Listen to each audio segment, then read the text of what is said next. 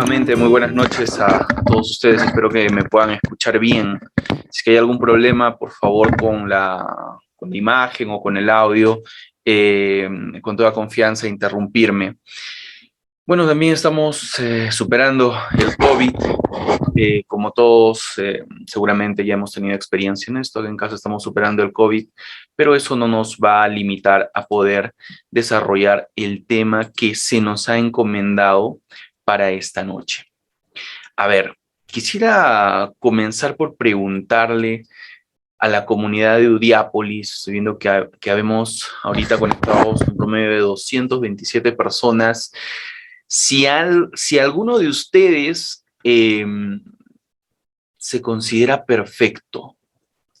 A ver, así una pregunta nada más en general, ¿no? ¿Alguno de ustedes podría decir: yo soy un humano, un ser humano perfecto, una persona que no me equivoco? Ninguno de ustedes, ¿verdad? Ni siquiera el doctor Reader, supongo, aunque tengo mis dudas, ¿no? Pero No, bueno, doctor. eh, los seres humanos, pues, nuestra naturaleza principal en este proceso de aprendizaje es cometer errores. Nosotros nos equivocamos. Seguramente en estos momentos les estará viniendo a la cabeza un sinnúmero de errores que han cometido en su vida cotidiana, en su vida familiar, en su vida amical o en los estudios, ¿no? Ahora vamos a hablar, no obstante, de errores de tipo jurídico, de errores de tipo judicial, y cómo es que nosotros, en la actividad que realizamos de aplicación del derecho a los hechos, pues podemos superar este tipo de errores que cometen las personas encargadas de administrar justicia, es decir, los órganos jurisdiccionales. En ese sentido, quiero ponerles, a ver, para no hacerlo muy, no sé, dogmático no soy. Soy un abogado litigante, pero para no hacerlo muy literal, literario, textual, quiero ponerles un caso, un hecho. A ver, si nosotros estuviésemos defendiendo en una causa judicial, en todo caso, fuésemos Ministerio Público, ¿no? Y se trata de un proceso penal por el delito de homicidio simple, artículo 106 del Código Penal. Y ocurre que nosotros, para demostrar nuestra hipótesis de acusación, ofrecemos dentro de todos nuestros órganos de prueba, dentro de todos nuestros medios de prueba, ofrecemos a un órgano, a una persona, para efectos de que se le examine una declaración testimonial, a un testigo, ¿no? Y resulta que el testigo dice en el juicio oral e indica que el testigo vio al acusado, imaginémonos, a ver, ¿qué nombre le podríamos poner? Que vio al acusado Klaus Roxin salir corriendo del domicilio de la víctima, Günther Jacob, minutos después de que éste fuese encontrado por la policía o por sus vecinos sin vida. Eso es lo que dice el testigo que hemos ofrecido. Digamos que es el testigo, el doctor Reader Jacinto Sánchez. El órgano de prueba, Reader Jacinto Sánchez, dice: yo vi a Roxin salir minutos antes de que encontraran el cuerpo sin vida de Günther Jacob. Ahora, ocurre que a nivel de la motivación de la sentencia que se expide al finalizar este juicio oral, el juez, el juzgador, indica: se ha actuado en juicio oral y se ha examinado al testigo Rider Jacinto Sánchez, quien ha indicado que él no vio a Klaus Roxin salir corriendo minutos antes de que éste fuese encontrado sin vida en su domicilio. ¿Qué les parece esto? A ver, ¿qué sensación les genera esto? Y tiene como conclusión esta sentencia, pues, a la valoración, además de todos los medios probatorios, de toda la prueba ya actuada en juicio, una absolución. ¿Qué impresión les da esto? Procesarlo al juez por prevaricato, nos responde. Podría ser una opción si es que se demostrase, ¿no?, en otro proceso, en un procedimiento, en un proceso especial, ¿no?, de magistrados que tuvo dolo. ¿Qué diríamos nosotros? Que el juez se equivocó, ¿verdad? Se equivocó en la apreciación de lo que este testigo señaló, de lo que este órgano de prueba señaló a nivel de juicio oral. Entonces, ¿qué es lo que nosotros podemos hacer? Lo que nosotros podemos hacer es acudir a los recursos que establece el Código Procesal Penal y que nos faculta, por supuesto que sí, Talía, apelar. En este caso, el medio, en específico, la apelación. Muy bien. Entonces, de esto se trata la sesión de esta noche, de advertir errores y de ver con qué armas procesales podemos atacar esos errores, cuestionar esos errores, denunciar esos errores y lograr, pues, el efecto jurídico que nosotros estamos buscando, una decisión acorde a derecho. Ok, voy a compartir, pues, unas pequeñas diapositivas para poder ayudarnos, ni tan pequeñas. A ver si se ve correctamente, ¿verdad? Sí, doctor, todo bien. Muy bien.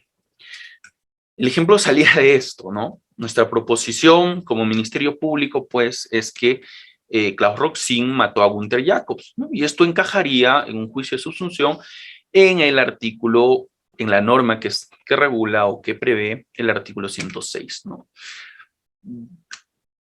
A partir de la declaración de un testigo. Entonces, ¿qué nos faculta el Código Procesal Penal de 2004 para corregir este y otro tipo de errores que se cometen en el ejercicio, pues, o en el servicio de administración de justicia que nos brinda el Poder Judicial?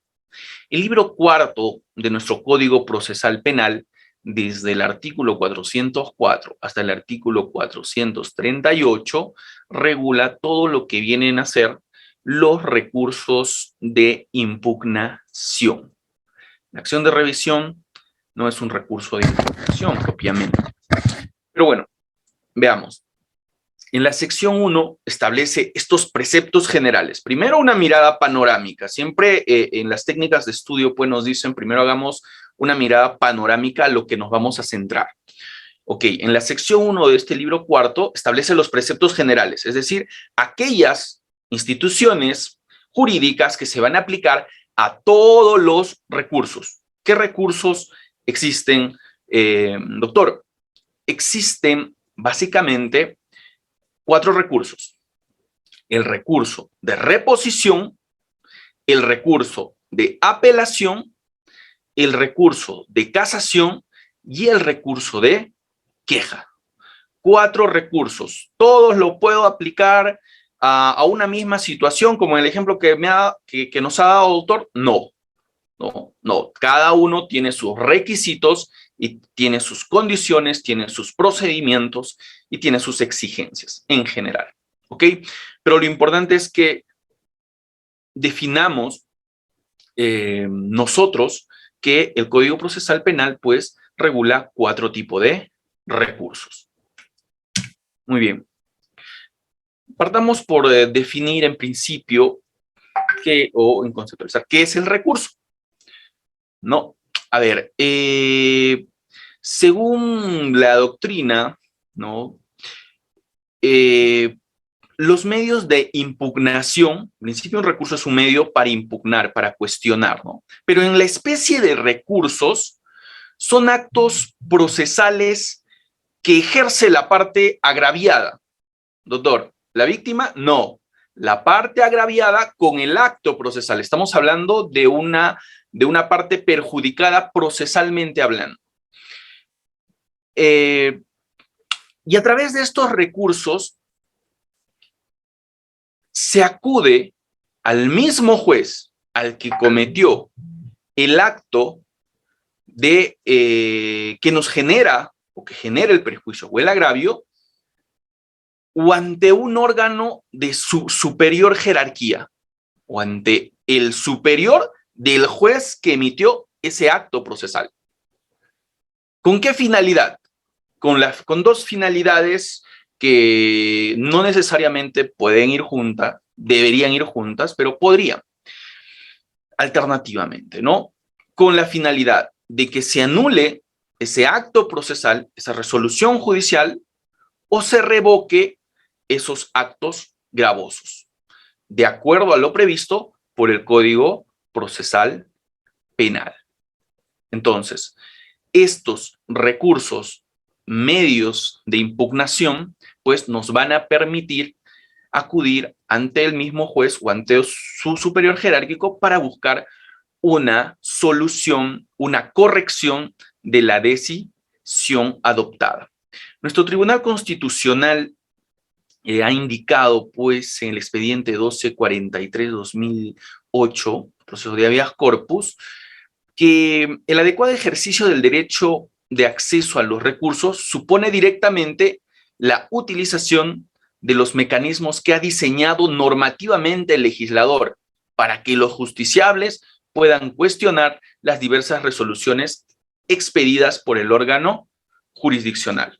Es decir, si un juez emite o decide o resuelve una petición o una cuestión que está en debate de forma de la cual no estamos de acuerdo, ¿qué vamos a hacer? ¿Vamos a llorar?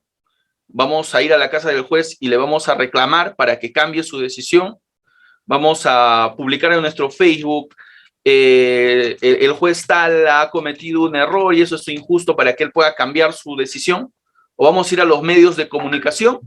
No es así, ¿no? El procedimiento legal es la, pues, utilización de los recursos. Somos abogados, nos centramos en la actividad netamente jurídica. Algunas apreciaciones de nuestros juristas más connotados a nivel nacional, pues, nos indican, lo que acabo de señalar sería ya reiterar, ¿no? Solo para señalar lo que indica el juez supremo San Martín Castro, ¿no? Los medios de impugnación tienen una finalidad, dice, compatible con el interés público puesto al servicio de las partes, que consiste en facilitar de alguna medida el contralor de las resoluciones, el controlar las resoluciones judiciales para conseguir una mejor realización de la justicia. Y les decía, no, ¿por qué vamos a hablar esta noche de errores? Porque precisamente el fundamento de los medios de impugnación, entre los recursos, ¿no?, descansa precisamente en la naturaleza humana de ser falibles, de cometer errores. Nadie es perfecto. En este caso, el órgano judicial o el órgano jurisdiccional está compuesto por seres humanos que pueden equivocarse, ¿no? muchas veces, pues, y no hay que tapar el sol con un dedo, muchas veces de forma intencional o dolosa, ¿no? Y en la necesidad de evitar que esta certeza de la decisión judicial alcance su plenitud, pues es que se franquea a las partes procesales, pues utilizar los medios impugnatorios, los recursos, para que pues puedan corregir esa decisión. De esta manera se controla los actos jurisdiccionales de los posibles errores humanos. ¿Qué normas a nivel internacional y también en nuestro sistema jurídico peruano, pues, reconocen este derecho, el derecho que contiene a los recursos, es decir, la pluralidad de instancia? Tenemos el artículo 14.5 del Pacto Internacional de Derechos Civiles y Políticos. Tenemos la Convención Americana sobre Derechos Humanos de San José de Costa Rica, que en su artículo 8.2 en el literal H indica que el derecho de recurrir el fallo ante el juez o tribunal superior, ¿no? Reconoce este derecho a recurrir el fallo, a recurrir la decisión ante el superior. La Constitución Política de 1993, nuestra Constitución vigente, también resguarda este derecho, el derecho a la pluralidad de instancia, en el inciso 6 del artículo 139, e indica que como principio y derechos de la función jurisdiccional, pues se tiene a precisamente la pluralidad de instancia. El artículo 11 de la Ley Orgánica del Poder Judicial también lo establece. A nivel de, ya centrándonos de nuestro Código Procesal Penal, el artículo 1, el artículo primero del título preliminar, pues cuando trata sobre la justicia penal, menciona en su numeral 4 que las resoluciones judiciales, no existe resoluciones de otro tipo, en el proceso penal, son recurribles en los casos y en el modo previsto por la ley. Las sentencias u autos que ponen fin a la instancia son susceptibles de recurso de apelación. Entonces, ¿qué principios van a primar o van a regir o van a direccionar pues todo lo que vienen a ser los medios de impugnación? El principio de legalidad. Por eso les decía, ¿no? Los medios impugnatorios deben estar predeterminados o determinados por la ley.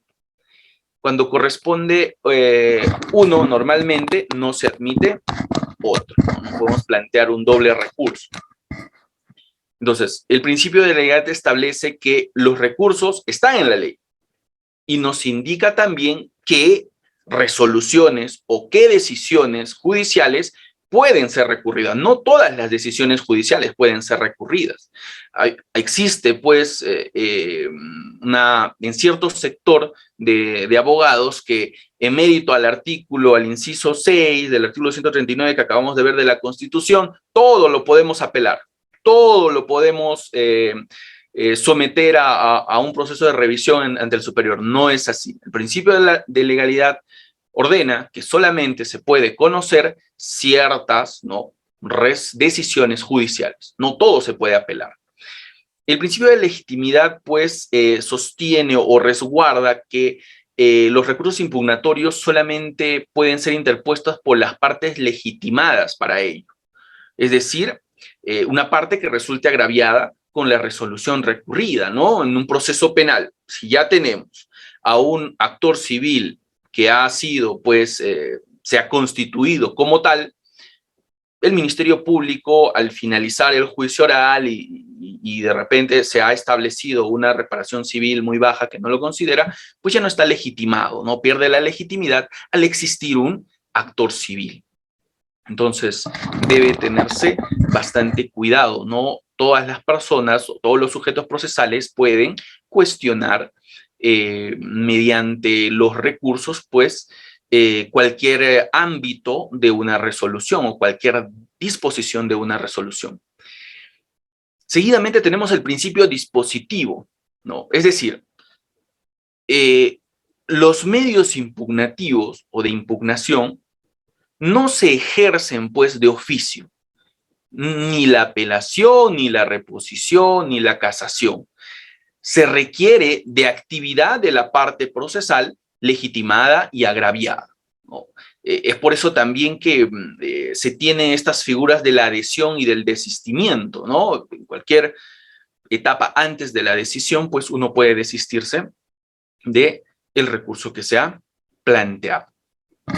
Otro principio muy importante que informa la materia de impugnación viene a ser el principio de la reformatio impeius, ¿no? La reforma en peor, se dice. Este principio prohíbe a la instancia que revisa, al tribunal, al superior, que pueda agravar la pena cuando el acusado sea el único que impugna. Si el acusado impugna, no se puede, pues, decidir, no puede el superior decidir en contra o en perjuicio del agravio. O sea, en algo que lo ponga en una situación jurídica peor de la que ya se encuentra. La reformatio impeius, ¿no? Si le ponen, no sé, si lo condenan a una pena privativa de libertad de 6 años y es el único que impugna, la sala no puede, ¿no? El superior no puede en su sentencia indicar que es el acuo le ha puesto una pena menor que no corresponde a lo que la ley penal establece, por tanto yo le subo. A pesar de que sí hubiese cometido el colegiado, el inferior, pues un error respecto a la determinación judicial de la pena, no podría imponerlo. ¿Por qué? Porque está prohibido la reforma en peor. Y finalmente, el principio de congruencia y de limitación recursal. El ACUEN, ¿no? El tribunal revisor, solo puede pronunciarse respecto a lo que ha sido materia de impugnación. No puede salirse de los límites de los agravios planteados, pues, por el recurrente. ¿Ok? Estos principios, en general, son los que informan la materia de impugnación.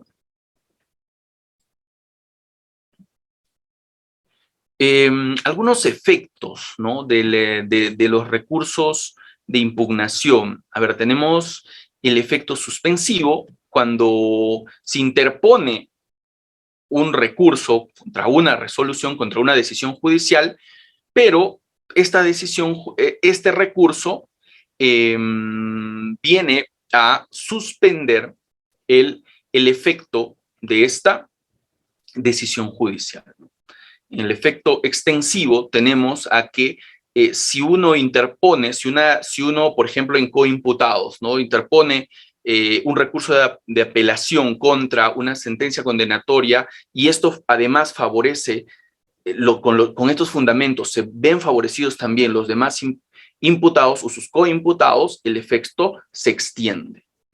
El efecto diferido, es decir, que suspende la tramitación de otro debate o de otro incidente hasta que se resuelva el recurso que se ha interpuesto. Y el efecto devolutivo, es decir, que va a subir al tribunal superior. A ver. Vamos a ir por partes, ¿ya? Vamos a conversar respecto de estos preceptos generales de los medios de impugnación. En el artículo 404 se establecen pues mucho ya de los principios que hemos señalado en estos preceptos generales, ¿no? Y nos indica en el numeral 1 que las resoluciones judiciales son impugnables solo por los medios y en los casos expresamente establecidos por la ley y ante el juez que emitió la resolución recurrida. Es decir, nosotros podemos interponer, a ver, existen en sus distritos judiciales o en sus ciudades, existen 3 jueces de investigación preparatoria, por decir. Y ustedes están viendo una causa en el primer juzgado de investigación preparatoria. Y este emite una decisión, pues, que los agravia. ¿Ustedes podrían impugnar esa decisión ante otro juez? Pues no. Los recursos se interponen ante el mismo juez. Ahora, solo por los medios. A ver, si nosotros estamos ante una sentencia de primera instancia, ¿podemos plantear contra esa sentencia de primera instancia un recurso de casación? Bueno, lo vamos a ver, ¿no? No, no es posible. En los casos expresamente establecidos por la ley, indica el Código Procesal Penal, lo que quiere decir que los supuestos están establecidos en la norma, como lo vamos a ver dentro de unos minutos, y no podemos salirnos de esas situaciones para poder plantear o poder buscar lo que estamos queriendo, que se cambie la decisión, que se anule la decisión. No, solamente en los casos que nos franquea la ley, principio de legalidad. ¿No? Principio de legitimidad, ¿no? Solo a quien la ley se le confiere el derecho a poder impugnar. Y la ley tiene que ser expresa. Y en el caso de que la ley no distinga quién puede impugnar, pues corresponde a cualquiera de los sujetos procesales. En este caso, bueno, se habla de la figura del defensor que puede impugnar. A ver, Marlon, por favor, Marlon, queremos escuchar.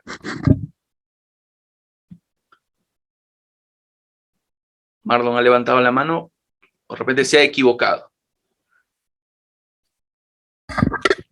A ver. ¿Le doy pase el audio, doctor? Sí, sí, por favor, por favor. Sí, doctor, ¿qué tal? Buenas noches. Tenía una consulta. En las diapositivas anteriores mencionaba que los recursos se podían interponer ante el mismo juez que dictó, digamos, la sentencia o algún fallo, o ante un juez superior, pero en este artículo señala que solamente es ante el juez que emitió la resolución, ¿verdad? Claro. En efecto, ¿no? Esta es una norma, un precepto general, ¿no? Ustedes conocen la diferencia entre normas generales y normas específicas, ¿no? Este es un precepto general. Vamos a ver, por ejemplo, los recursos de queja que se interpone ante el superior, ¿no? Eso es, Marlon. De repente, ¿quieres hacer algún comentario sobre esto? Contarnos un caso, por favor, con toda confianza.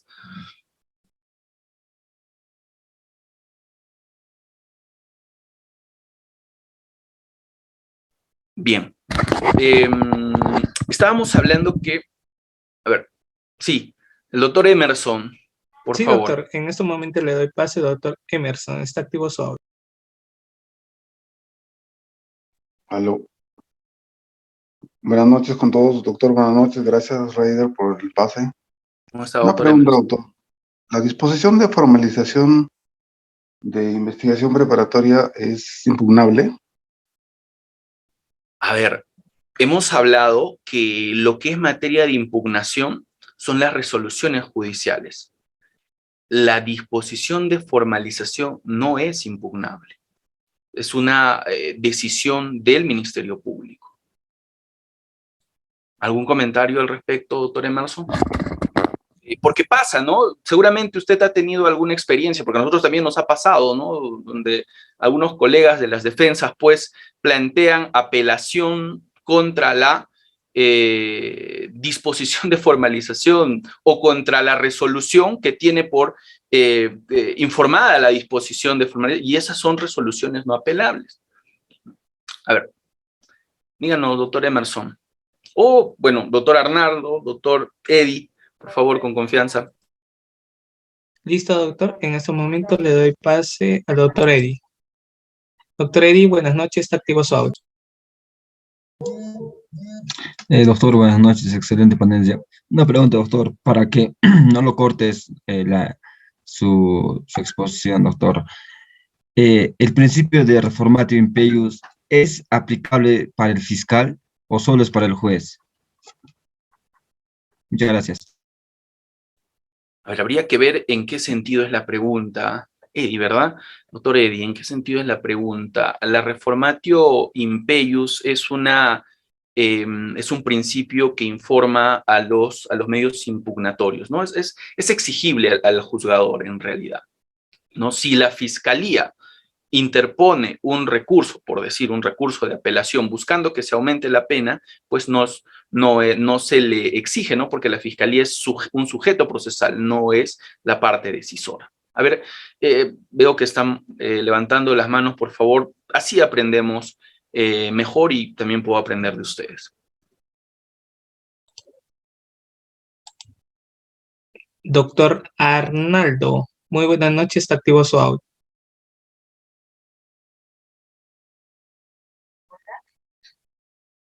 Hola.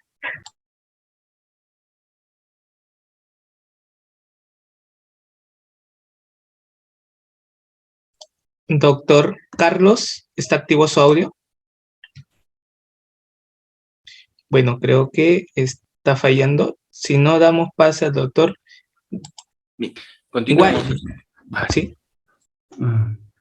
Muy buenas noches. Tengo la siguiente inquietud.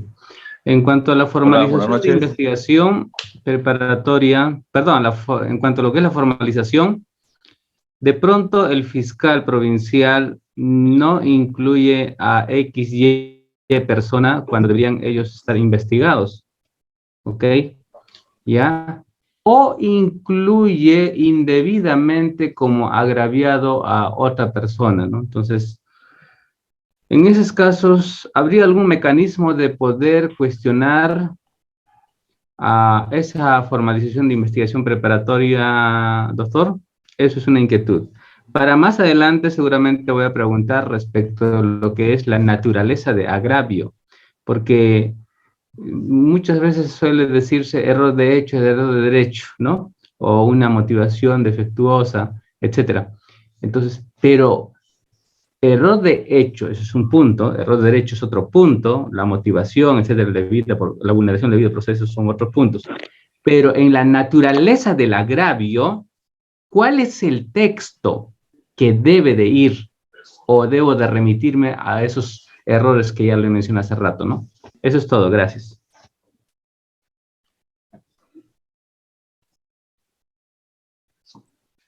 A ver, nos había preguntado el colega si habría alguna forma de cuestionar que no se hayan incluido ciertas personas que debieran estar comprendidas como imputados en la formalización, ¿no? O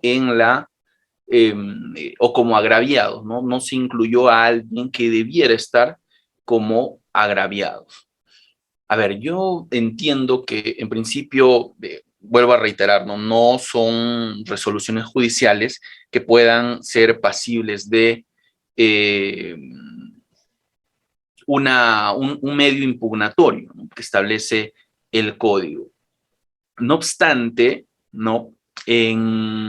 A nivel de la doctrina, de la jurisprudencia, se ha reconocido la tutela de derechos.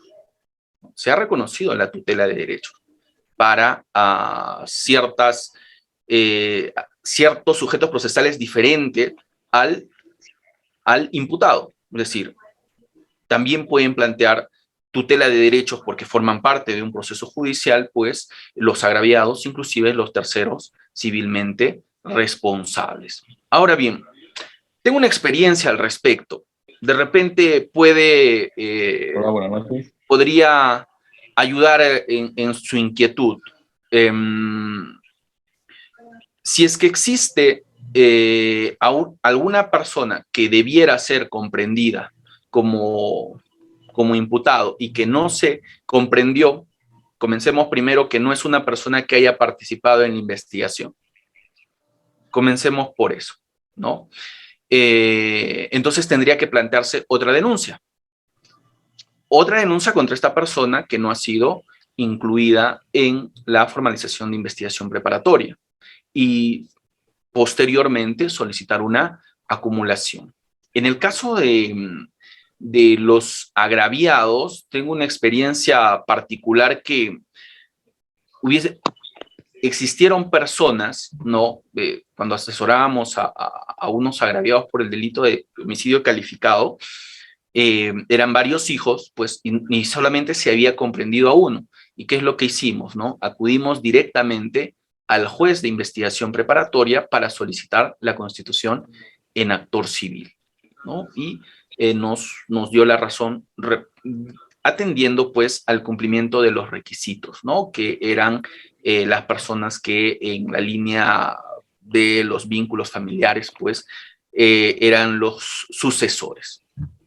En ese sentido podríamos quizás por ahí ir a poder resolver estas incidencias que pasan bastante a nivel de la práctica.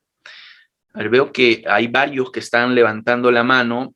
Vamos a, no sé si correr un poco en la exposición que estamos haciendo y luego, pues, con todo gusto, vamos a seguir respondiendo a las interrogantes. Si no, no vamos a terminar. A ver, algunas formalidades del recurso. El artículo 405 indica que la admisión del recurso está supeditada al cumplimiento de los siguientes requisitos o de las siguientes exigencias. Que sea presentado por quien resulte agraviado, ya lo hemos visto, que tenga un interés directo, que se haya facultado legalmente para ello.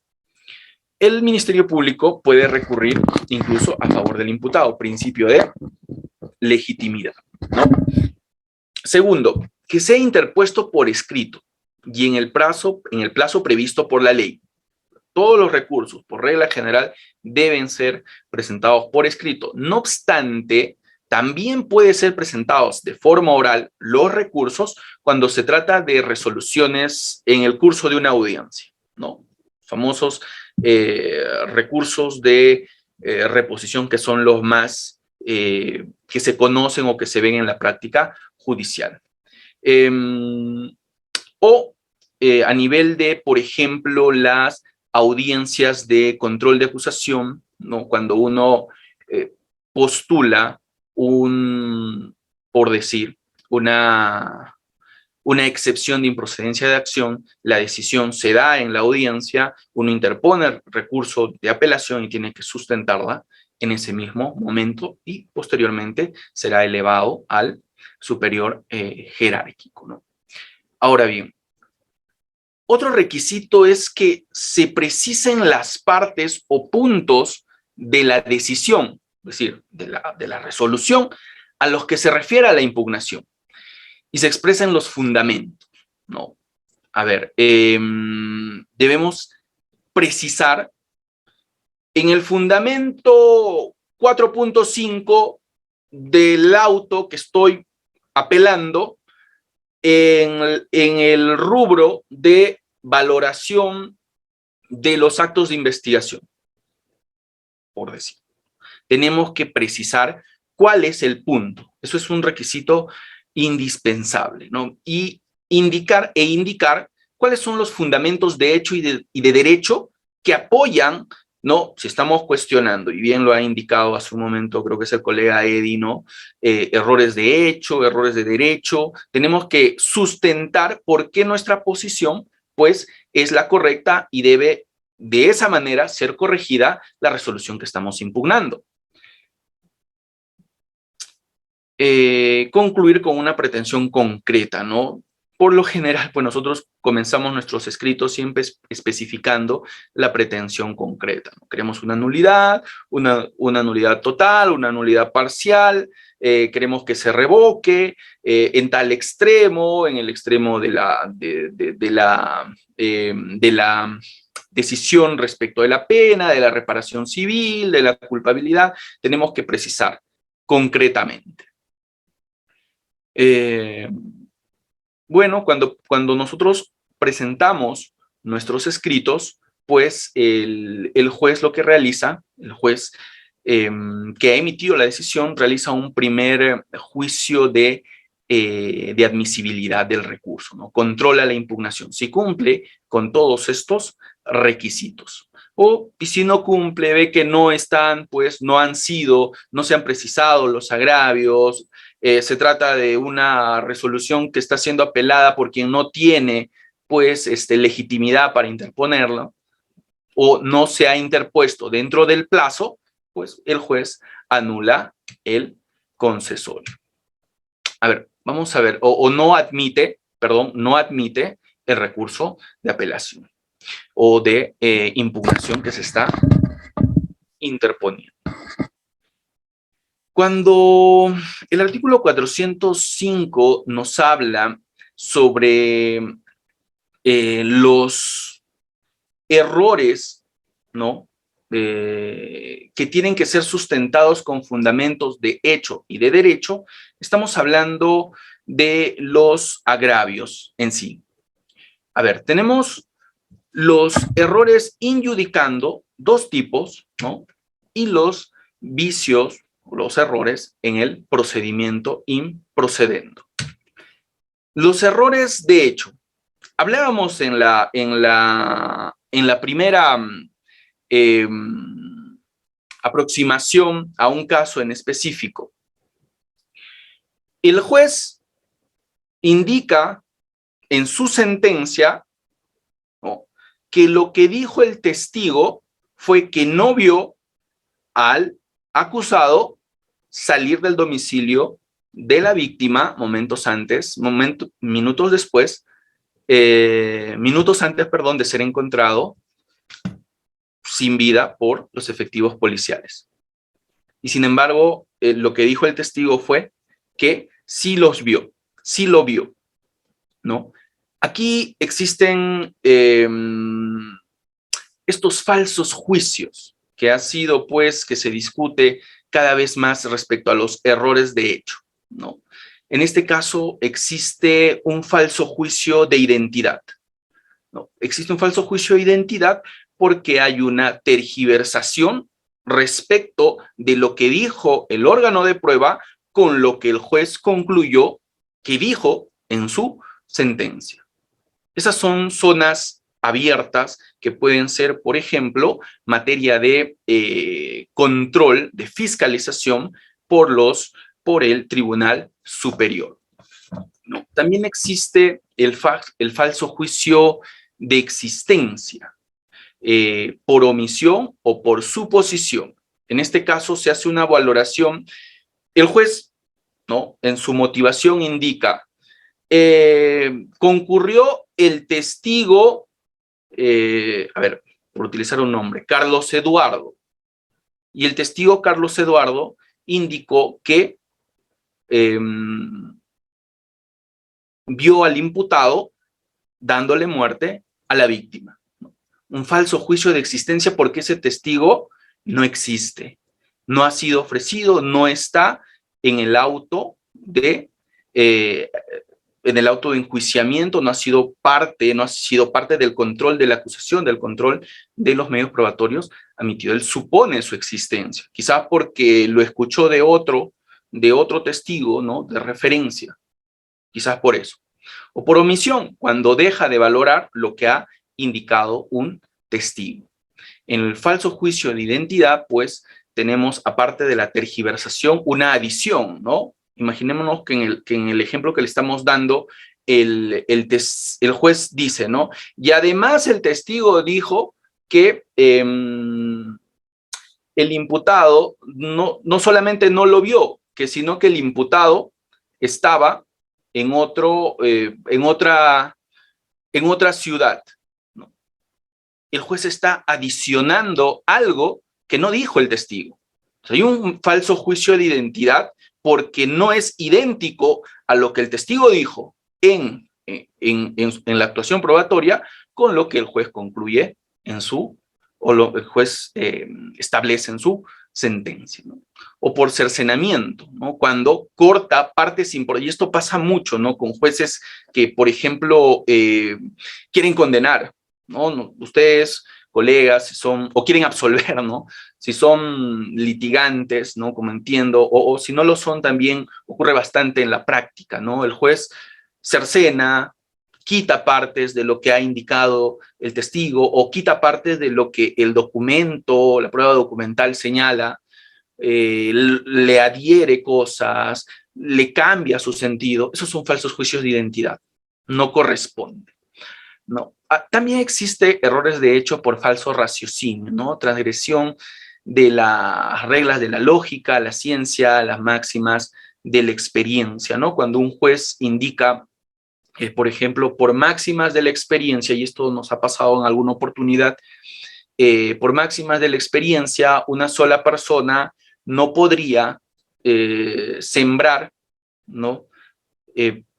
Por decir, 100 plantones de marihuana en un proceso sobre cultivo y siembra de amapola o plantas de cannabis sativa, ¿no? Entonces, por máxima de la experiencia, dice, pero no justifica, es decir, cuál sería la máxima de la experiencia. En esos casos existen falsos raciocinios, ¿no? O transgreden reglas de la lógica, el principio de identidad lógica, principio de tercio excluido, o reglas de la ciencia, ¿no? Que han sido establecidas, ¿no? Por ejemplo, en un caso extremo podríamos indicar que establece que el imputado soltó un objeto y el objeto se fue para arriba, ¿no? Eso no responde a lo que viene a ser, por ejemplo, la ley de la gravedad, ¿no? Bueno, estos errores sin judicando pueden ser, pues, materias de corrección, ¿no? No van a anular una sentencia. Tenemos a los errores de hecho y también tenemos a los errores de derecho, ¿no? Respecto a la norma sustantiva. En los errores de derecho tenemos la errónea aplicación de la norma. Es decir, que la norma, en este caso, es, pues, una norma que no debió aplicarse, ¿no? En la errónea aplicación de la norma. No está correctamente, a ver, un momento, por favor. Aquí nos hemos equivocado. Disculpen. Estoy hablando de falibilidad. Errónea interpretación de la norma. La norma es correcta, pero se interpreta de forma incorrecta. A ver, hago siempre este ejemplo porque es el ejemplo que más lo he utilizado en casos porque se entiende mejor.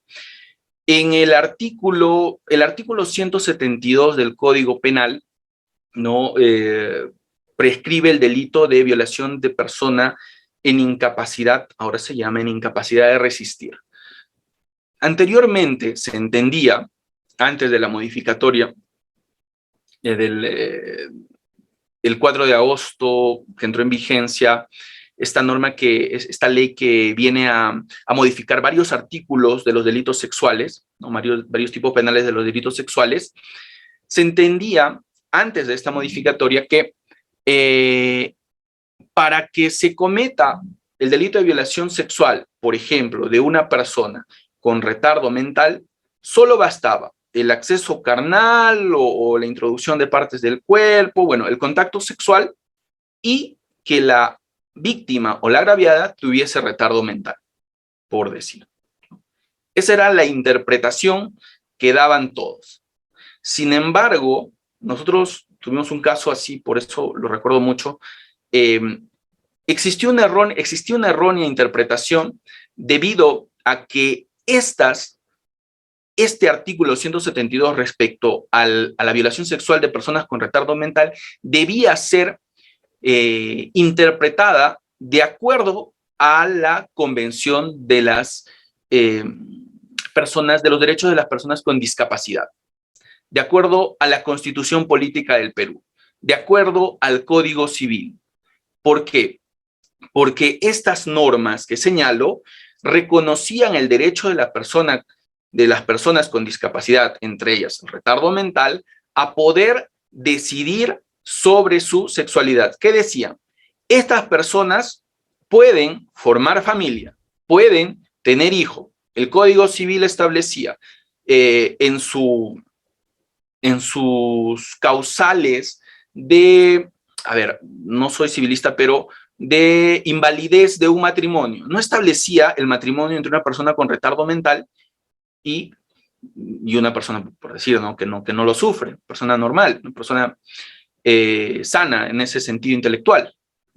Entonces, había una incorrecta interpretación de solamente circunscribir el artículo 172 a estos dos presupuestos, el contacto sexual y el retardo mental del agraviado, porque no se había interpretado de acuerdo a las normas, una interpretación sistemática de acuerdo a las normas internacionales y a las normas que protegen los derechos de estas personas con discapacidad. No. Entonces, aquí, por ejemplo, existiría, si ustedes estuviesen en un caso así, y no solamente después la aplicación en este caso, ¿no? En muchos casos sucede eso, ¿no? En delitos de... en delitos contra la administración pública, en delitos de tráfico ilícito de drogas, ¿no? Entonces, pasa en muchos delitos complejos. Esto es una errónea interpretación. La inaplicación de la norma. Debió aplicarse una norma, pero no fue aplicada. Esto es lo que se conoce también como inobservancia, pero en el tema de las normas procesales, ¿no? No se aplica una norma que debió aplicarse en este caso, o de indebida aplicación de una norma. Se aplica una norma que no corresponde, pues, con los hechos que se están verificando. Para correr un poquito, por favor. Ahora también, la otra naturaleza de los agravios son los vicios en el procedimiento, los errores improcedentes, ¿no? Estos errores van a nacer de la inejecución de la ley procesal. Y existen tres tipos. Cuando el juez no ejecuta lo que la ley procesal le impone.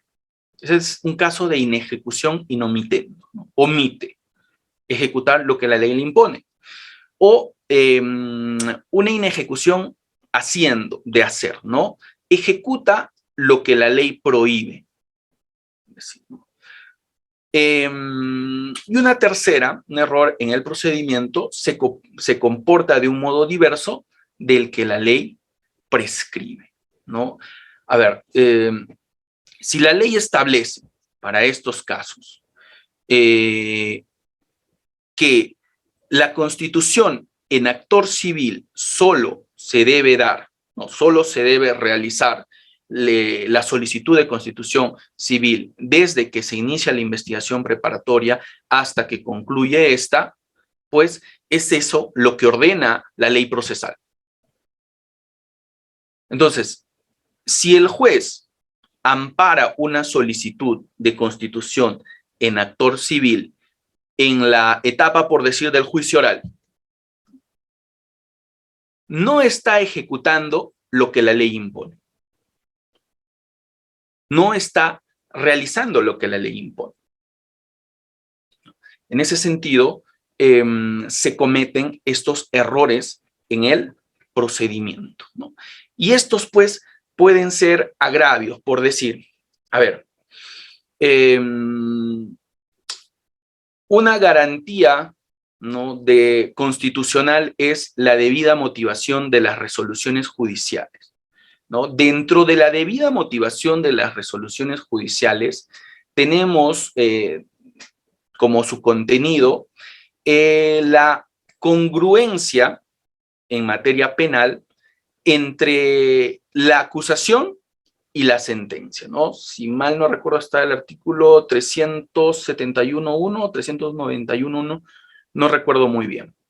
Entonces, si tenemos a un juez que se salta y no observa esta garantía, ¿no?, y condena a su patrocinado por un hecho que no está en la acusación o por un enunciado fáctico que no corresponde a la acusación, pues se vulnera este principio de congruencia entre la acusación y la sentencia. Una norma de naturaleza procesal. Entonces, lo que ocurre es que, pues, se genera una nulidad, por cuanto no se está decidiendo respecto a lo que es objeto de debate. Sobre los desistimientos, estamos en los preceptos generales de los recursos, pues tenemos que Quien haya interpuesto un recurso, dice el artículo 406, puede desistirse antes de expedirse la resolución sobre el grado, expresando sus fundamentos. Yo entiendo de la interpretación de esto es que aun cuando se haya realizado una audiencia y todavía no se emita la resolución sobre el grado, ¿no? Pues uno puede desistirse. Y siempre el desistimiento de la parte que ha interpuesto el recurso de impugnación tiene que ser, pues, expreso, una manifestación expresa de esa voluntad de desistirse de la persona, es decir, del patrocinado, juntamente con su abogado. ¿Qué se puede cuestionar? ¿Qué errores se pueden cuestionar con los recursos? A ver, bueno, ya sabemos que los sujetos procesales pueden impugnar. Imputado, Ministerio Público, pueden impugnar indistintamente, es decir, no necesariamente uno u otro o los dos al mismo tiempo, el objeto penal, es decir, la declaración de responsabilidad penal de culpabilidad, o el objeto civil, la reparación, las reparaciones civiles, el tema de cuánto se ha fijado, del quantum de la reparación civil. En el caso del actor civil, pues, solo puede impugnar el objeto civil de la resolución. Eso es lo que indica, ¿no? Aunque aquí, claro, existe una contradicción con las normas o las facultades que tiene el agraviado. El artículo 408 establece la extensión de los recursos, ¿no? Esto es el efecto diferido, el efecto, perdón, extensivo que les decía, ¿no? Cuando en un procedimiento hay coimputados, la impugnación de uno de ellos puede favorecer a los demás. Siempre que esas razones que alegue el que ha impugnado no se funden, ¿no? En temas exclusivamente personales, ¿no? Si los motivos son aplicables a los demás, los efectos del recurso es para todos a los que alcance.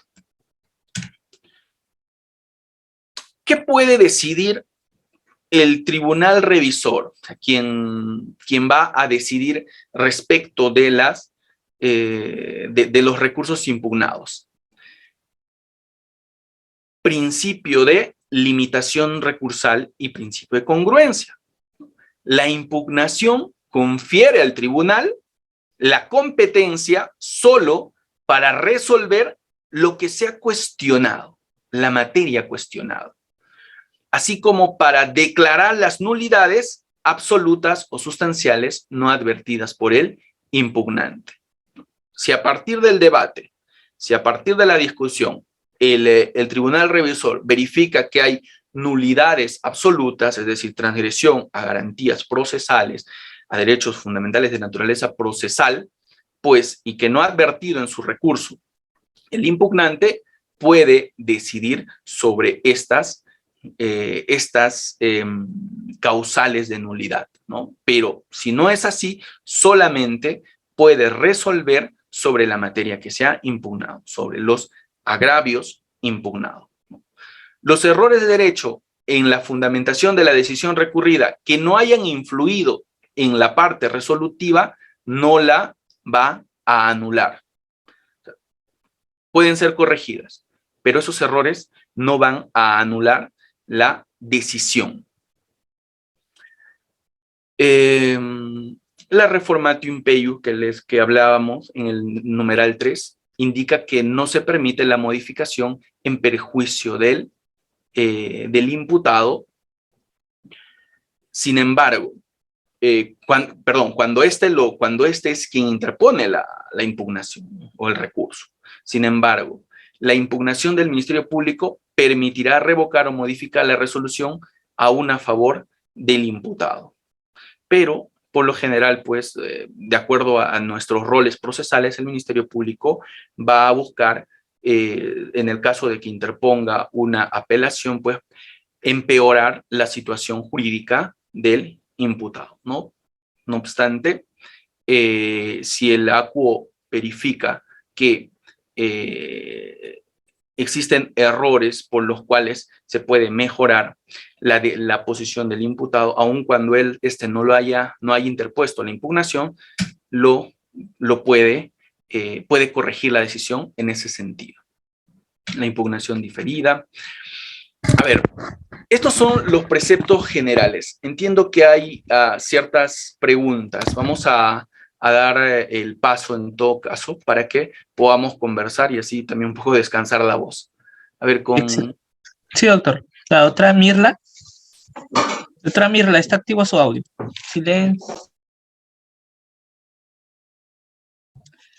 Doctora Mirla, ¿está activo su audio? ¿Está en silencio? Sí, ¿me escucha, ahora doctor? Sí. ¿Me escucha, doctor? Buenas noches. Tenía una duda con respecto, se me quedó la duda con respecto a las resoluciones judiciales cuando señalan el efecto suspensivo.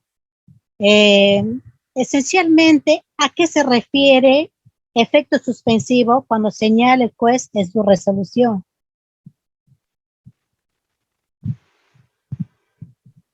Bien, el efecto suspensivo se refiere a que la decisión, pues, no puede ser ejecutada en mérito a que existe un recurso de impugnación. Es decir, no se puede cumplir con lo decidido porque se ha interpuesto el recurso de apelación. A ver, este es el caso, a ver, por ejemplo, con efecto suspensivo. Si se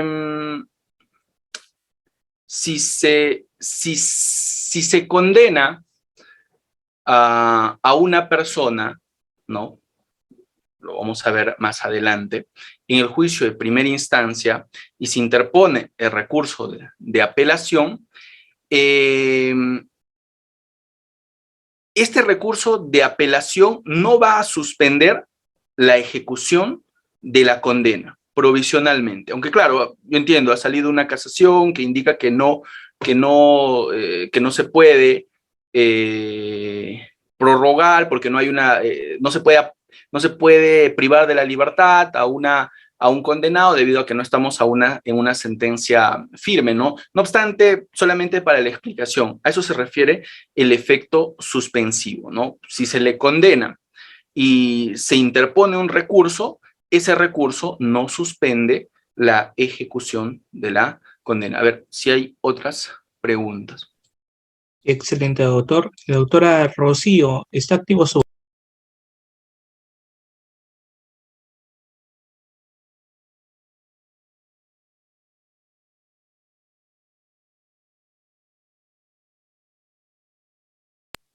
Doctora Rocío, ¿está activo su audio? Bueno, creemos que no lo puede activar, entonces damos paso al doctor Jaime. Doctor Jaime, ¿está activo su audio?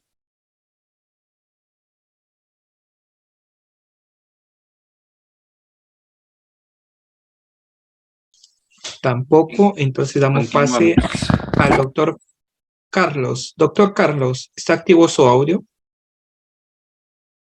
Doctor Carlos Eduardo, ¿está activo su audio? Doctor, ¿podría participar? Ahí está. Doctora Rocío, ya está activo su audio. Gracias. Adelante. Hola. Disculpe, doctor. Sí, doctor Payona, buenas noches. Hola. Un gusto escucharlo. Doctor, mi pregunta es la siguiente. Cuando el agraviado hace la denuncia penal contra una persona X y contra los que resultan responsables, la primera disposición de investigación preliminar dictamina abrir investigación contra persona X y los que resultan responsables. ¿Qué pasaría durante el transcurso de la investigación? Nosotros hemos demostrado a través de los diferentes manuales y funciones que además de la persona X hay otras personas también responsables del delito.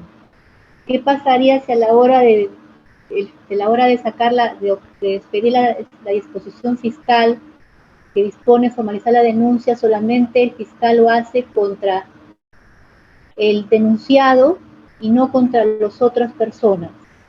¿Cuál sería la solución más efectiva, doctor? ¿Usted cree que se podría, a la hora de decir los fundamentos, a la hora de la audiencia de investigación preparatoria, se podría pedir al juez que se lo incluya a esas personas?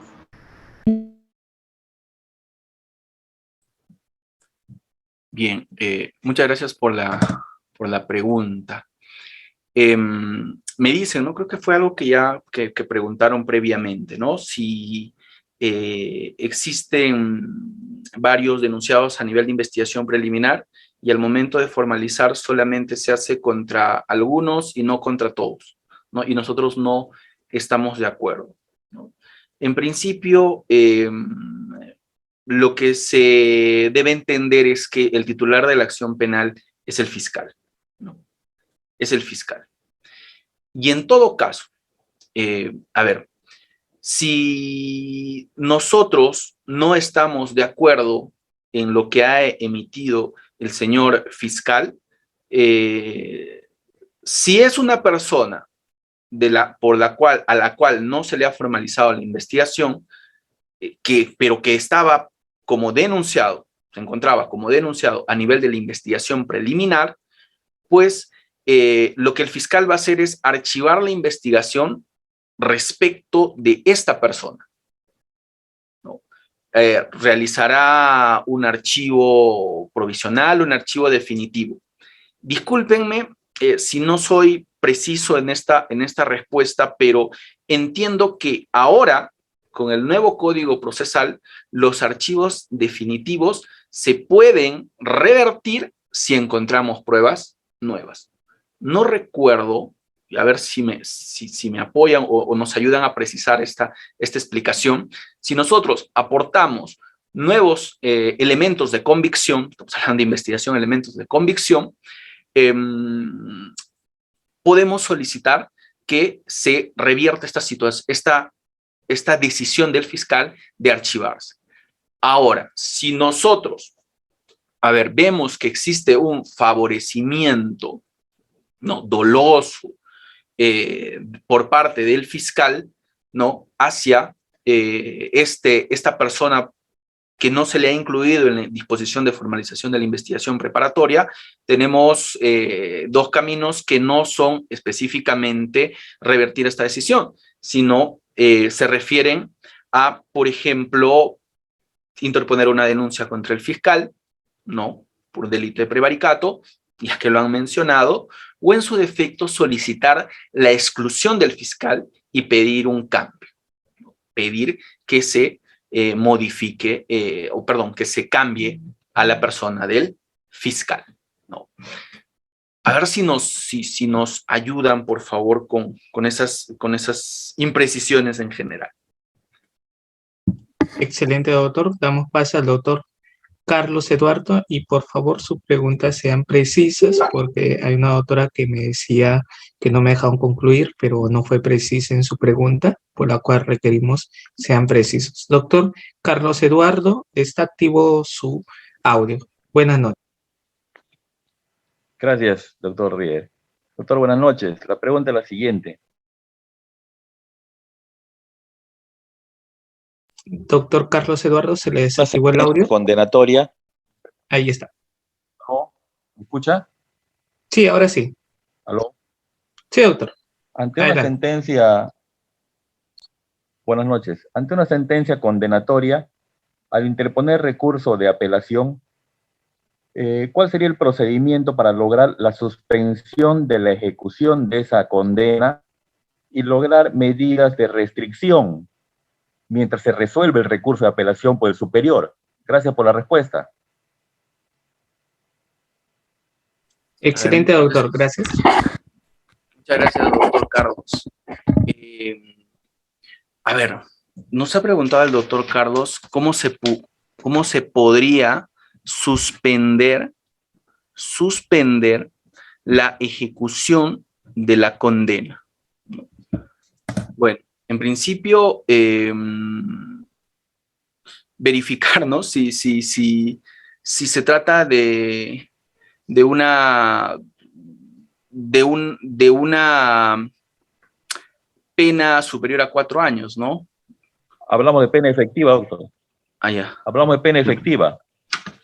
Claro, si es que hay una pena efectiva y usted considera que se ha cometido algún vicio o algún error, pues tendría que acudir, ¿no?, a la justicia constitucional en todo caso, ¿no? Por cuanto en el proceso ya concluyó. O sea, si usted me está hablando ya de un proceso que ya se zanjó a nivel de de las dos instancias, y a nivel también, entiendo, pues, si es que ha interpuesto un recurso de casación, ¿no? No. Entonces, a nivel de primera instancia, doctor.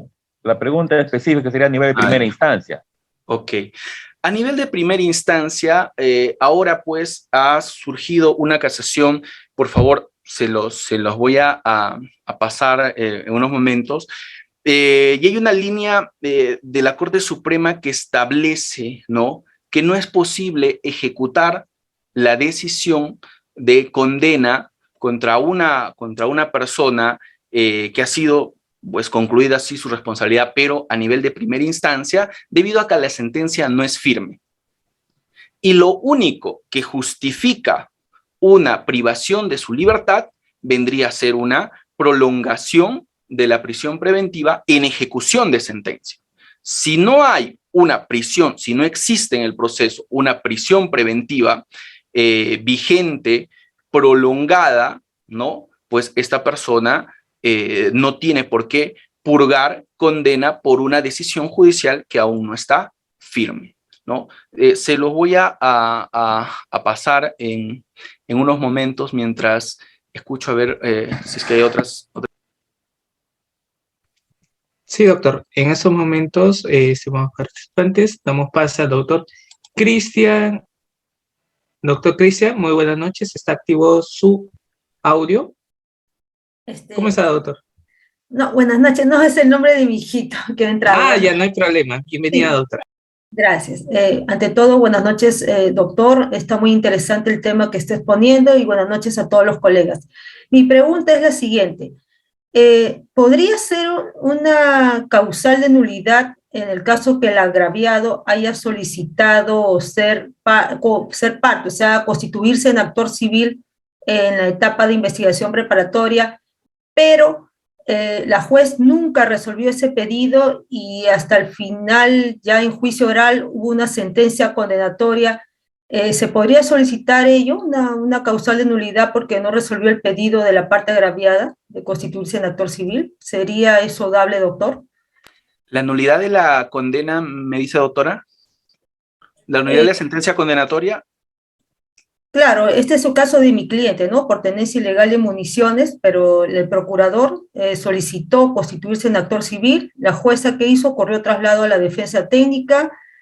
No puse ninguna observación, pero la juez nunca resolvió el pedido del procurador, y ya justamente la semana pasada lo han sentenciado a mi patrocinado a 6 años, ¿no?, de pena privativa de la libertad, en la cual ya tengo, en estos días ya tengo que apelar, pero podría ser una causal de nulidad, podría cogerme ahí porque nunca resolvió el pedido de constituirlo en actor civil a la parte agraviada.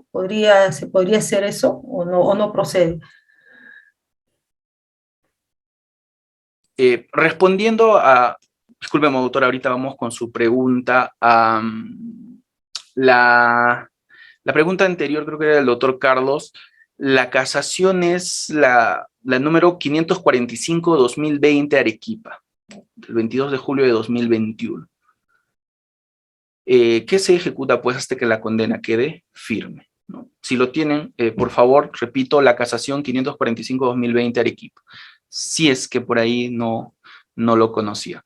Bien, yendo a la consulta de la doctora respecto a si una inobservancia por parte del juez de investigación preparatoria respecto a la constitución de actor civil podría anular la condena, ¿no?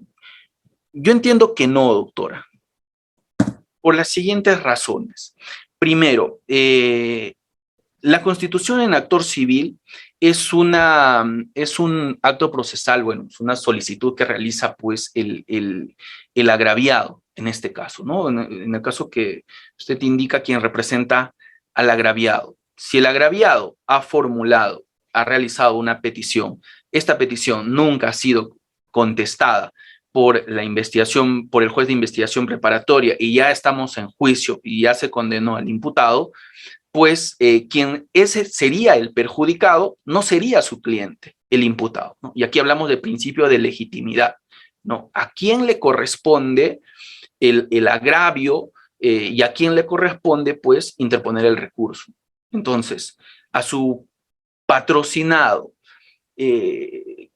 le afectaría, y entramos ya a un principio de trascendencia del remedio de la nulidad, ¿no? Podría modificar la decisión que al agraviado lo consideren como actor civil, podría cambiar la decisión de la condena de su cliente. Pues me parece que no, ¿no? Porque sea o no sea actor civil, en un ejercicio, una prognosis, pues no modificaría en nada, ¿no? Entonces, dos principios esenciales. Principio de legitimidad. Su patrocinado no es el agraviado procesalmente hablando respecto a que no se decidiera sobre la constitución en actor civil. Y segundo, en nada, por principio de trascendencia, en nada cambiaría la decisión de condena a absolución que pues se resuelva sobre la constitución en actor civil. Y un tercer principio, el principio de convalidación, ¿no? Si el agraviado ha solicitado una constitución en actor civil y no se le ha dado trámite a esa solicitud, pues en efecto hay una inobservancia, hay un error en el procedimiento, pero que ha sido convalidado por la dejadez, por el dejar pasar del agraviado, en este caso. A ver si hay alguna otra pregunta más. Sí, doctor. El doctor Hugo Ramos. Doctor Hugo Ramos, ¿está activo su audio? Sí, buenas noches. Muchas gracias, doctor. Mi pregunta es con relación al principio de la previsión de reforma en peor, ¿no? Un principio constitucional de no reformar en peor.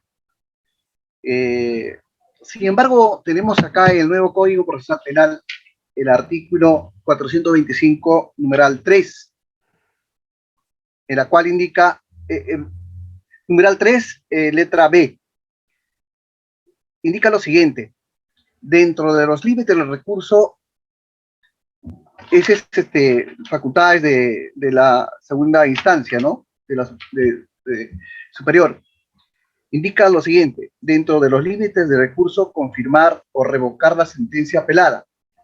Dice, si la sentencia de primera instancia es absolutoria, puede dictar sentencia condenatoria, imponiendo las sanciones y reparación civil a que hubiera lugar. Entonces significa de que con una nueva prueba se haya actuado en la audiencia de apelación, puede la sala aplicar no aplicar este principio constitucional. Vale decir, al absuelto puede condenar, ¿no? En este caso no estaría aplicándose el principio de previsión de reforma en peor. Entonces, ¿sería inconstitucional este precepto de Código Procesal Penal? Esa es mi pregunta. Gracias, doctor. Gracias por la pregunta, doctor. Dentro de los límites del recurso, ¿no? Esta frase tiene mucho que ver con que, primero, ¿quién es la persona o el sujeto procesal que interpondría, por cuyo recurso podría modificarse la situación de absuelto a condenado? ¿No? El único sujeto procesal que puede solicitar esto es, en este caso, la parte contraria al acusado. A ver si se entendió esto. Entonces, si no es el acusado quien interpone el recurso en este caso, de apelación, y estamos pues ante un recurso del Ministerio Público, puede modificarse la situación jurídica del imputado, del procesado, de absuelto a condenado. Eso no va a afectar en nada el principio de la reforma en peor. ¿Cuándo se afectaría el principio de la reforma en peor? ¿No? Cuando es el propio imputado quien interpone el recurso, un recurso de apelación, la sala encuentra un error en la, no sé, en el quantum de la pena que se le impuso, y dice, no, aquí hubo una incorrecta determinación judicial de la pena, no se le debió imponer 6, se le debió imponer 10 años. Si es el imputado que ha interpuesto el recurso, no se puede reformar en peor. Pero si es el Ministerio Público, eso sí es posible, ¿no? Eso es, ese es la única interpretación que calza en esta norma. Por eso es que esta norma no resulta siendo inconstitucional. Excelente, doctor. Doctor Jaime, ¿está activo su audio?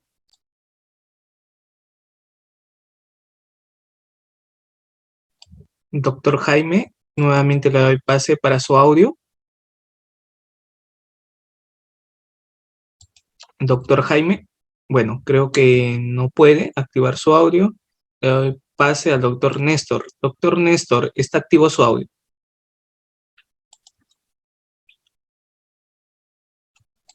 Doctor Néstor, ¿cómo está, doctor? Buenas noches. ¿Está activo su audio?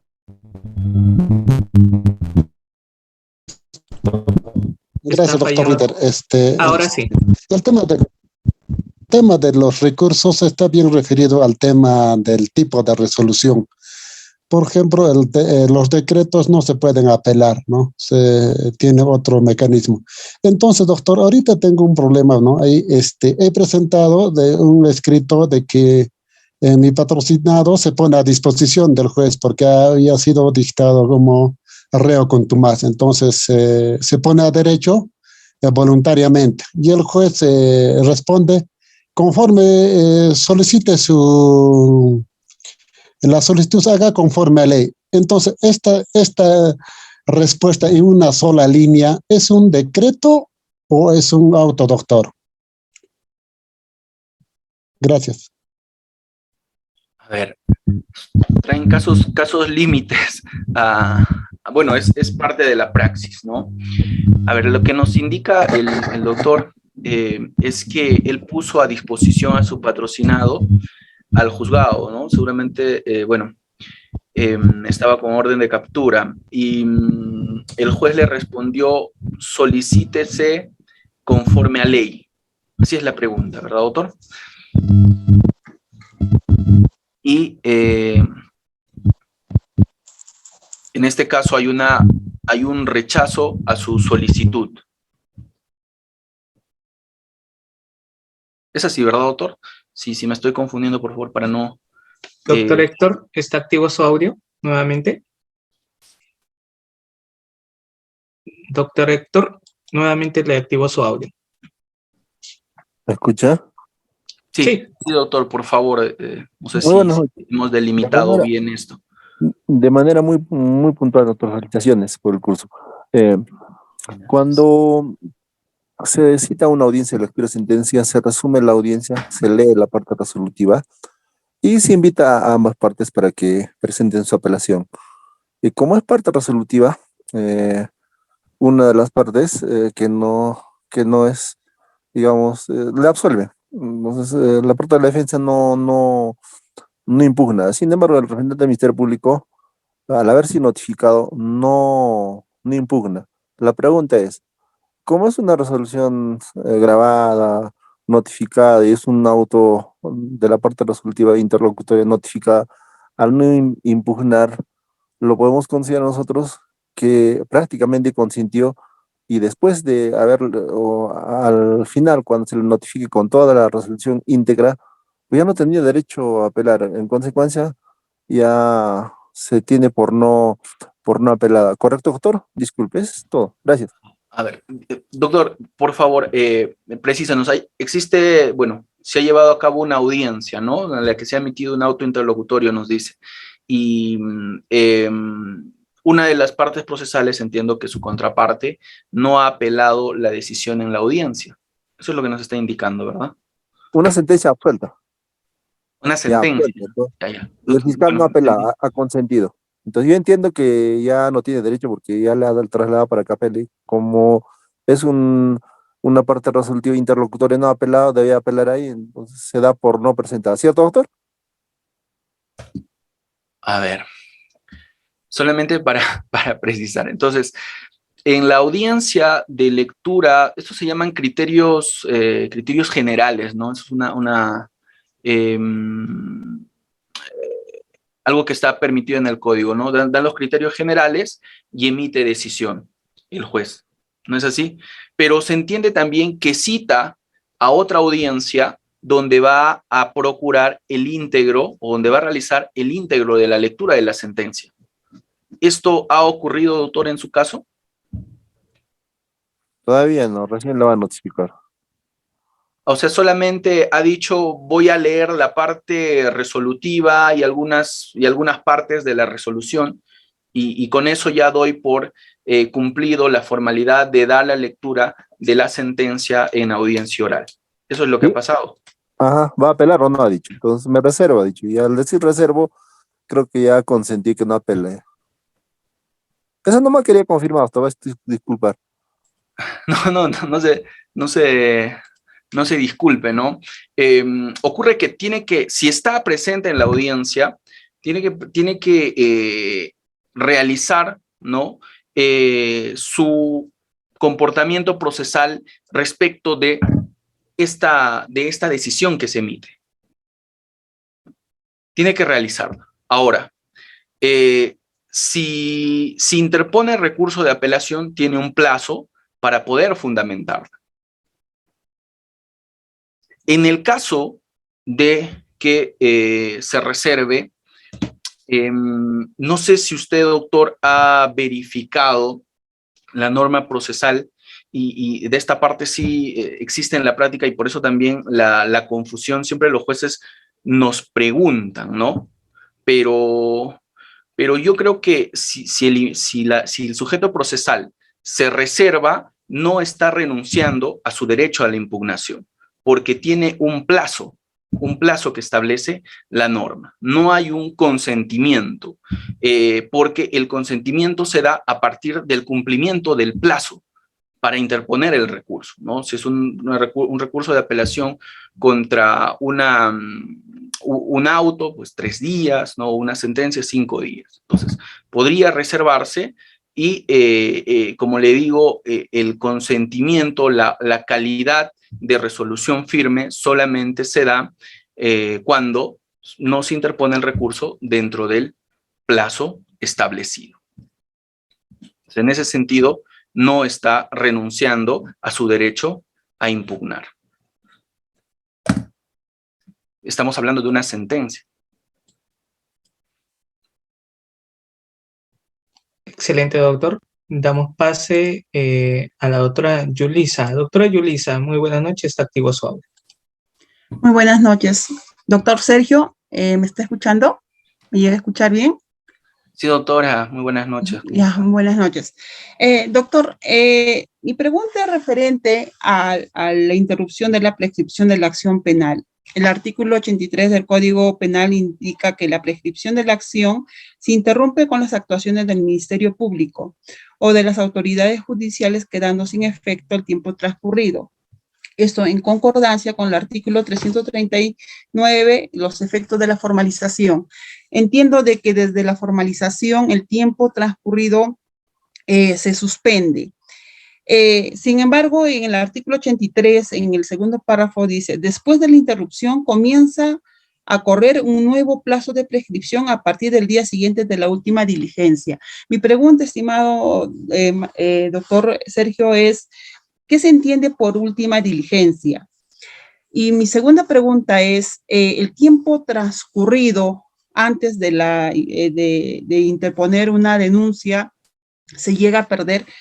En este hecho, mire, una venta fue realizada el 2010. Los supuestos agraviados el 2015 interponen la denuncia por estelionato. La pena máxima por el estelionato son 4 años. Ahora, del 2010 hasta que los supuestos agraviados interpusieron la denuncia, han pasado 5 años. Y la Fiscalía lo ha admitido, lo ha investigado, lo ha formalizado, lo ha acusado. Yo entiendo de que si ha sido la pena máxima en caso de estelionato es 4 años, desde mi punto de vista, el Ministerio Público ha investigado un hecho ya prescrito, o es que estoy en error. ¿Cuánto se utiliza el tiempo extraordinario?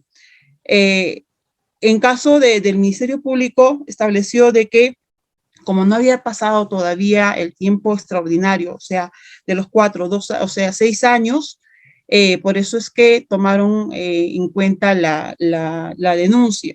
Entonces, solicitaría, doctor Sergio, que por favor ahonde un poco en cuanto a qué se refiere la última diligencia en caso de suspensión o interrupción de la prescripción de la acción penal. Espero haber sido precisa en mi pregunta, doctor Sergio.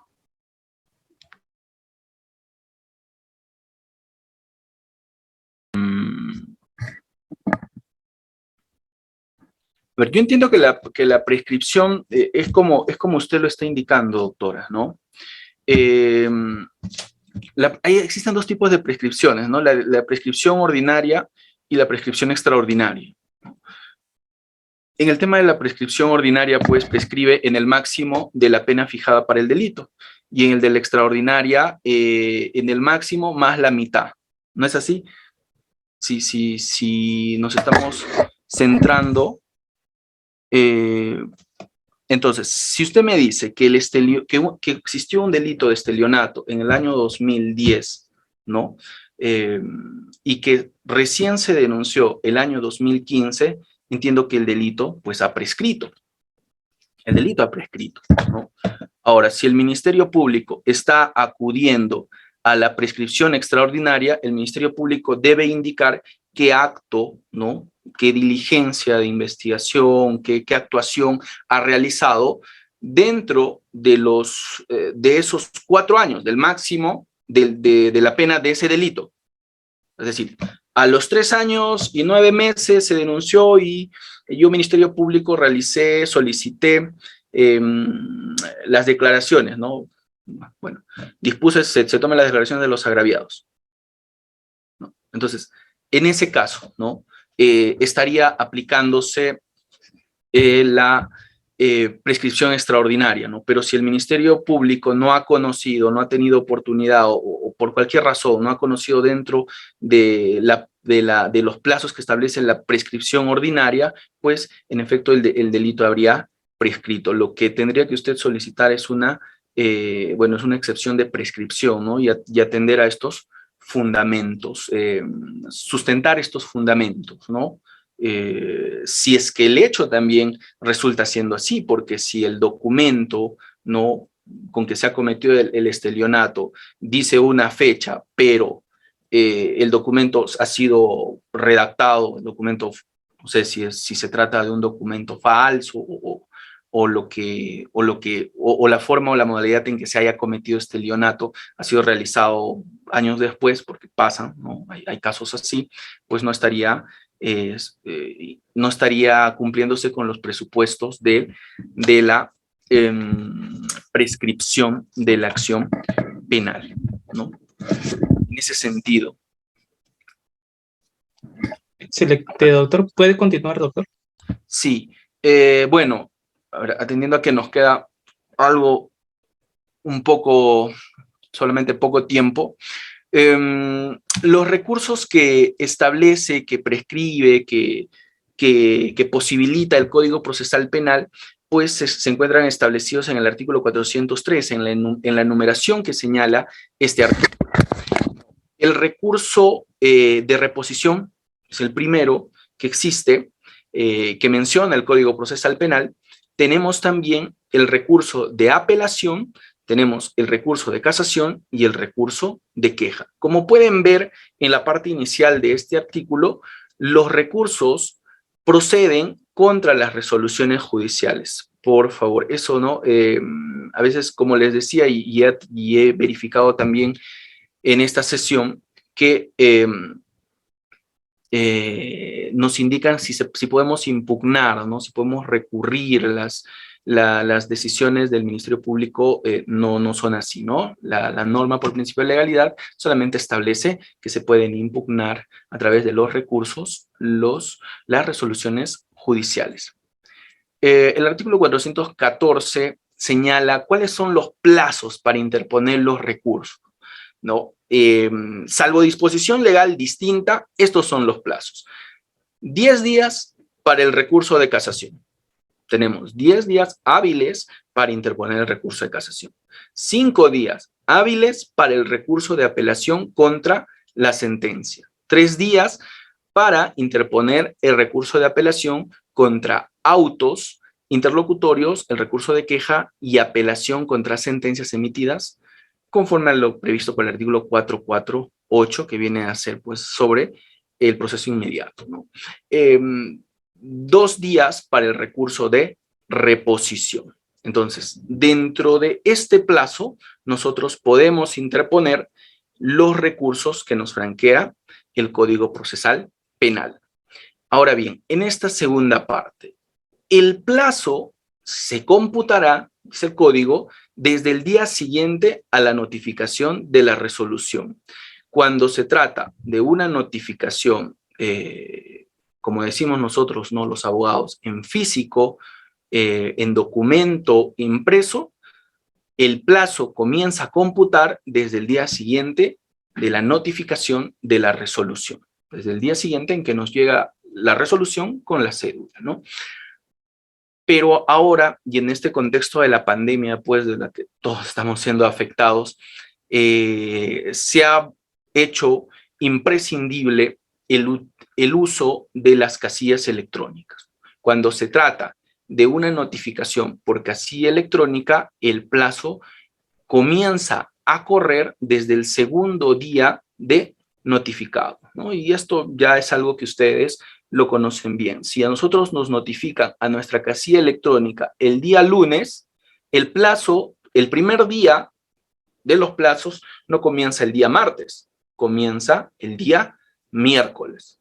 Entonces, si vamos a interponer recurso de apelación contra una sentencia y tenemos 5 días, el miércoles del primer día, jueves, viernes, lunes, martes. Tenemos hasta el día martes de la subsiguiente semana. Eso como una precisión, y eso está pues en la ley orgánica, en el texto único ordenado de la ley orgánica del Poder Judicial. Partamos por el primer recurso, el recurso de reposición. El recurso de reposición procede, y lo indicaba bien uno de los colegas, no todos los recursos no proceden contra todos los tipos de resoluciones, ¿no? ¿Qué tipos de resoluciones conocemos, no? Los decretos, los autos y las sentencias, ¿no? Entonces, el recurso de reposición procede contra los decretos. Y esto se dirige, pues, ante el juez que los dictó, para que este mismo juez examine esa decisión que ha tomado en ese decreto, que es darle mero trámite a una actuación procesal, y dicte la resolución que corresponde. Nosotros tenemos que indicar cuál es el agravio, ¿no? No por que sean decretos, resoluciones simples, de mero trámite, que impulsan el proceso, no significa que no debamos sustentar, y hemos visto en los preceptos generales, debemos sustentar un agravio. Quizás el juez se esté equivocando en lo que nos está indicando, ¿no? Y en atención, bueno, a la pregunta, y una pregunta ahí al aire, ¿no? De poner a disposición a un imputado, ¿no? Disposición física a un imputado ante el juzgado, y el juez responde, ¿no? Que no que se desestima la petición e indica que se realice la petición conforme a ley. Entonces, ¿qué podríamos interponer aquí? Pues un recurso de reposición en el plazo que establece la norma procesal, ¿no? Que son 2 días.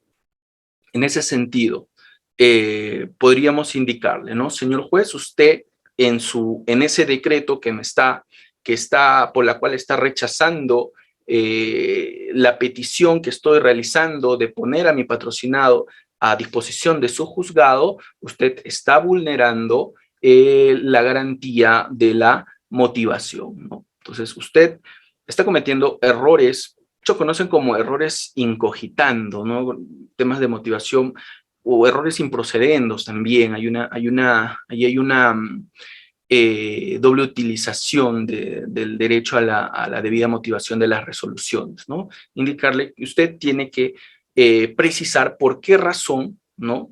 Es que no está accediendo a mi pedido, ¿no?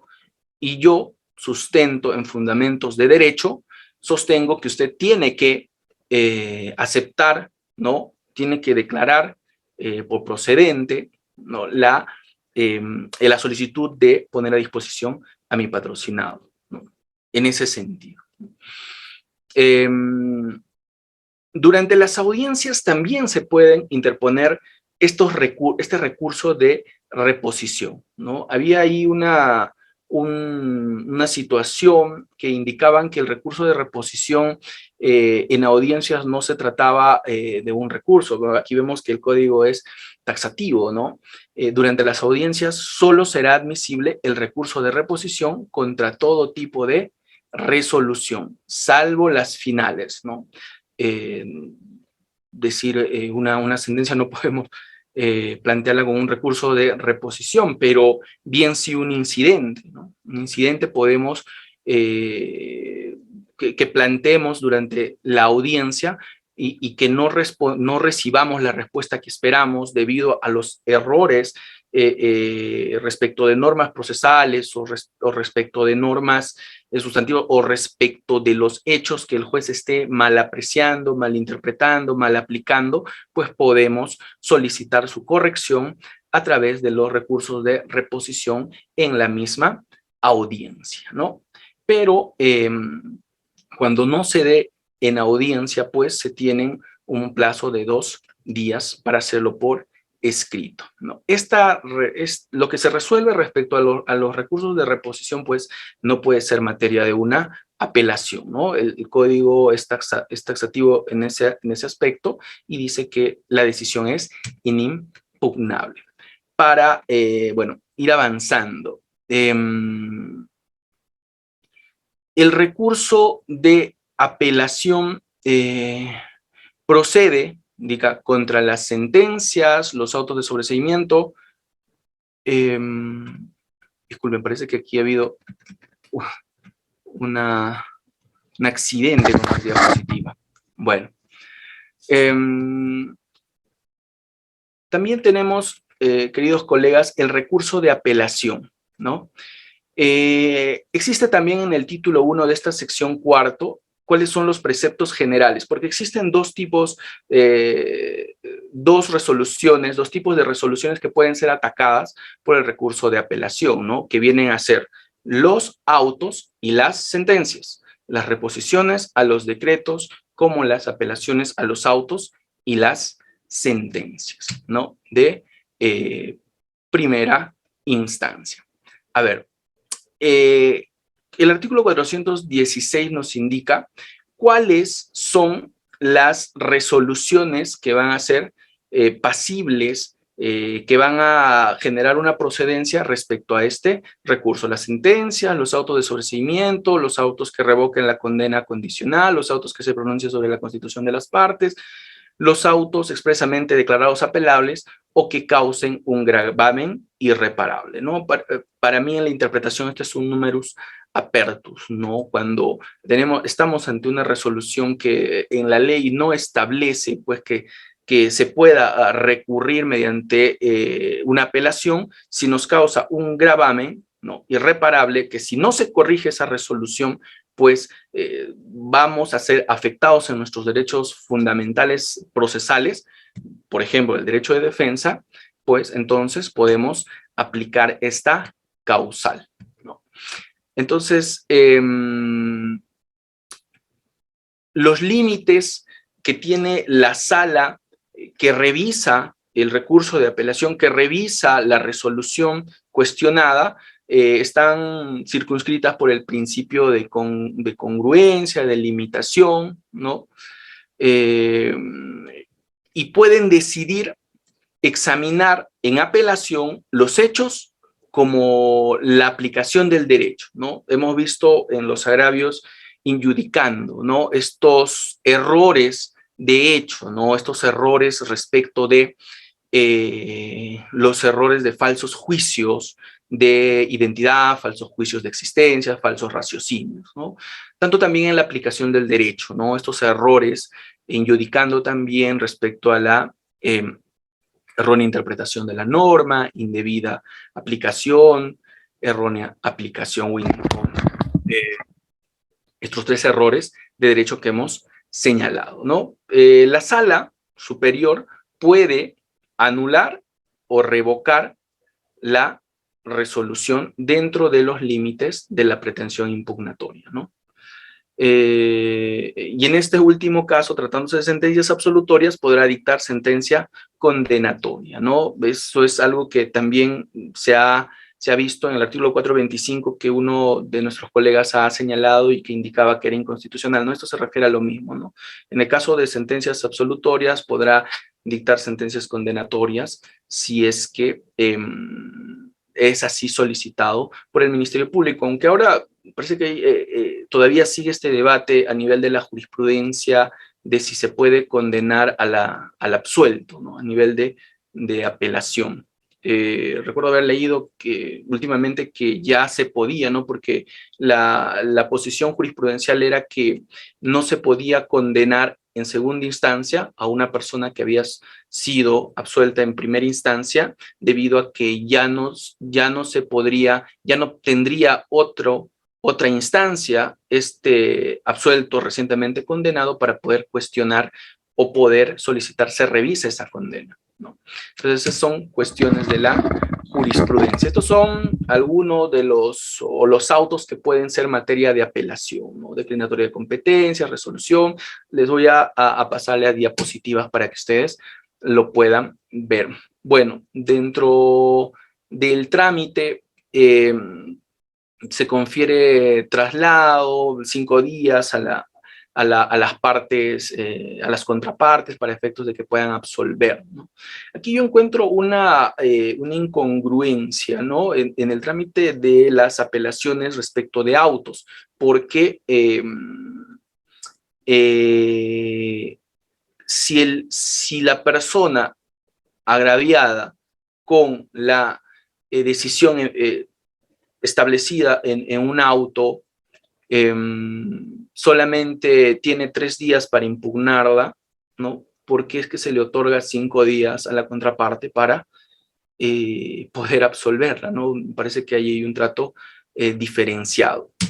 Queridos colegas, hay tanto que hablar, discúlpenme, si me entienden, la voz se me está apagando, estoy saliendo de un cuadro de COVID recientemente en casa. Voy a pedirme dispensen por esta oportunidad porque ya tengo bastante inflamada en este momento la garganta y creo que justo cumplimos las 2 horas, las diapositivas están ahí y si en cualquier momento pues Udiapulis quiere contar con nuestra participación, siempre encantados, doctor Rieder, con las 1000 disculpas del caso, por